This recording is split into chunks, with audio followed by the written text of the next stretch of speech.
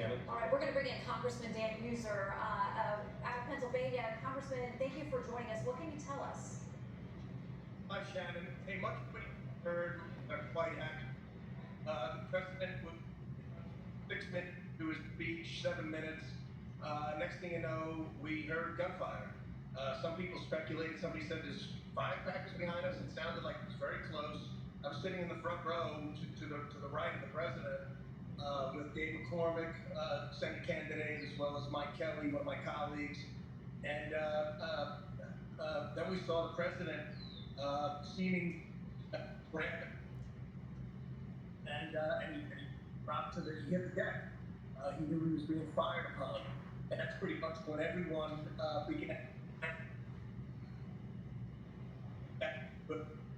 And then Secret Service did its job. Secret Service was up there fast, and it got on top of the.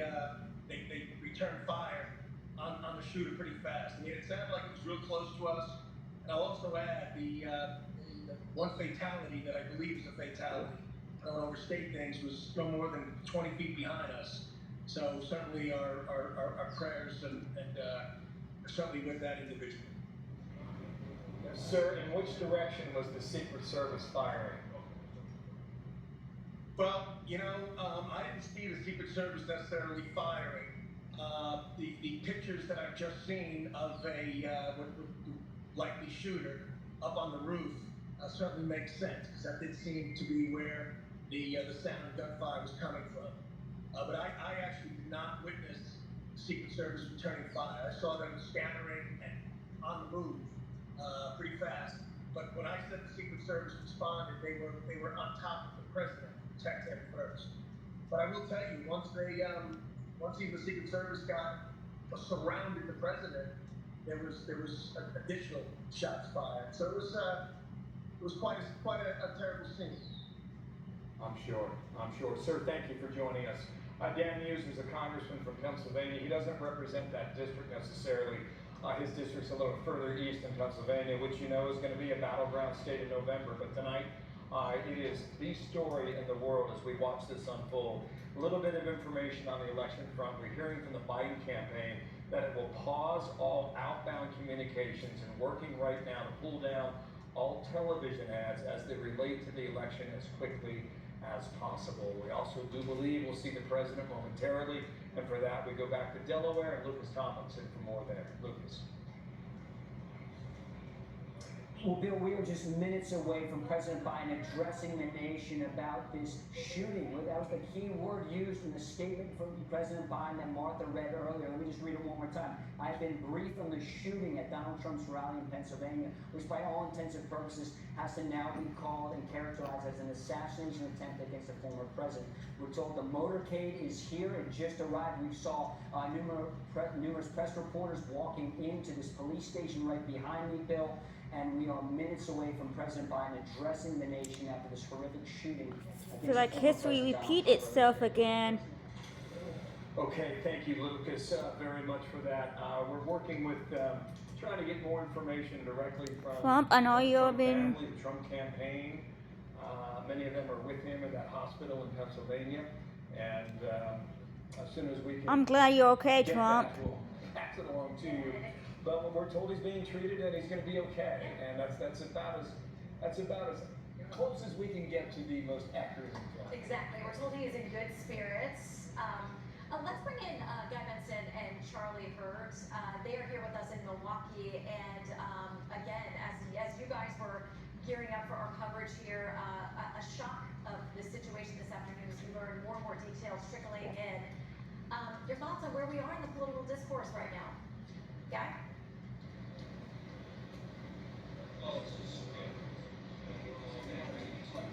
Prepare for this event, a major convention starting in a couple moments here, and then all of a sudden these reports come in and it doesn't feel like it's real. Then you see instantly in this age footage of it because it was an on-stage rally. So your question, Shannon, about political discourse is one that I think we'll be poring over as a society now for days to come.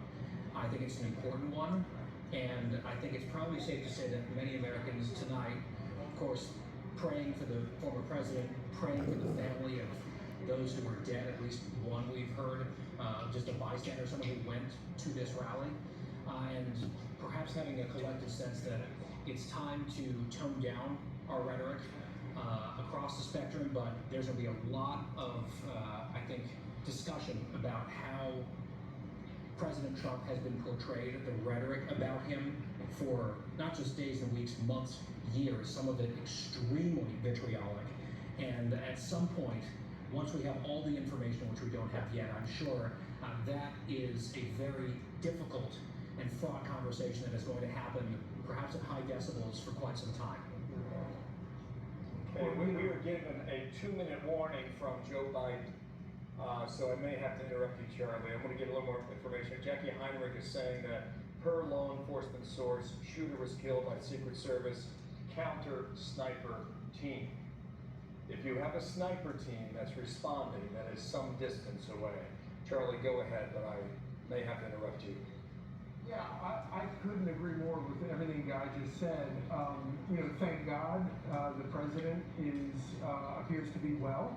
I've heard from people in the campaign that he is in good spirits and that he is visiting with doctors as a precaution at this point. I hope, and it's of course an unspeakable tragedy to think of a citizen going to participate in a public. Well, I plan on talking to them shortly, I hope, when I get back to the telephone. Look, there's no place in America for this kind of violence. It's sick. It's sick. It's one of the reasons why we have to unite this country. We cannot allow for this to be happening. We cannot be like this. We cannot condone this. And so I want to thank the Secret Service and all the agencies, including the state agencies, that have engaged in making sure that people, and we have more detail to come relative to other people may be injured in the audience. I don't have all that detail. We'll make that available to you. I may be able to come back a little later tonight, but we'll put out a statement if we don't. If I'm not able to, if it's not convenient for you all. The bottom line is, the Trump rally was a rally that he should have been able to be conducted peacefully without any problem. But the idea that there's political violence or violence in America like this is just unheard of. It's just not appropriate. Everybody must condemn it. Everybody. I'll keep you informed, and if maybe we'll speak to Donald, I'll let you know that as well. So far, it appears he's doing well, number one. Number two, that there's thoroughly investigated what happened to anyone else in the audience. We have some reports, but not final reports. And every agency in the federal government, and I'm going back to my phone to speak with the federal agencies that are being put together again to give me an updated briefing. Has anything happened? Didn't learn any more in the last couple hours. So thank you very much, and I hope I get to speak to them tonight, and I'll get back to you if I do. Okay? Mr. President, do you think this was an assassination attempt? I don't know enough to, I have an opinion, but I don't have any facts. So I want to make sure we have all the facts before I make any more comments. Thank you. Are you worried, President, with the security failing, Mr. President? So it was brief. The comments from Rehoboth Beach, Delaware. You heard the question about whether or not he thought it was an assassination attempt.